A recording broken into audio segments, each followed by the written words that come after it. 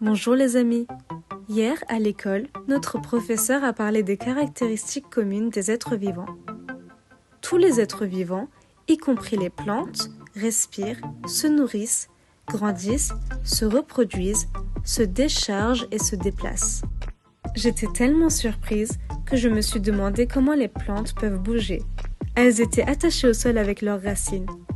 Après mon retour de l'école, je suis immédiatement allée dans ma chambre et j'ai commencé à faire des recherches sur ce sujet. Je me suis demandé, les plantes bougent-elles vraiment ? Tous les êtres vivants bougent. Certains sont si rapides que nous pouvons à peine les suivre, comme les guépards. D'autres sont très lents, comme les paresseux. Les plantes sont attachées au sol par leurs racines. C'est pour cela que leurs mouvements sont assez limités. Les plantes effectuent un mouvement d'orientation afin de mieux profiter de leur environnement et de se protéger. Les plantes s'orientent avec leurs racines, leurs branches, leurs feuilles et leurs fleurs. L'eau est très importante pour les plantes.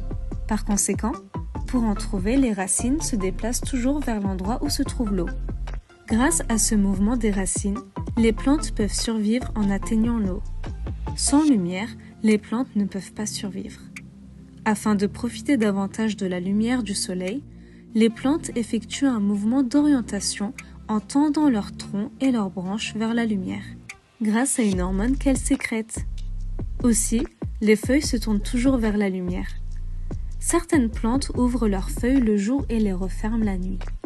Les fleurs de certaines plantes, comme le tournesol, tournent dans la direction du soleil pour mieux profiter du soleil.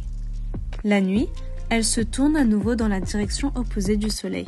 Par conséquent, cette plante est appelée tournesol. Encore une fois, certaines plantes peuvent ouvrir et fermer leurs feuilles pour se protéger des insectes. Les amis, savez-vous que certaines plantes peuvent manger certains animaux comme les mouches, les insectes et même les souris ?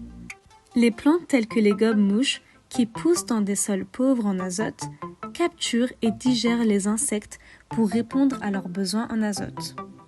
Comme vous pouvez le voir mes amis, les plantes sont toujours en mouvement, bien qu'elles ne soient pas comme nous. Et c'est tout pour cette semaine. N'hésite pas à lâcher un like, à laisser un commentaire et à partager la vidéo. À la semaine prochaine. Au revoir.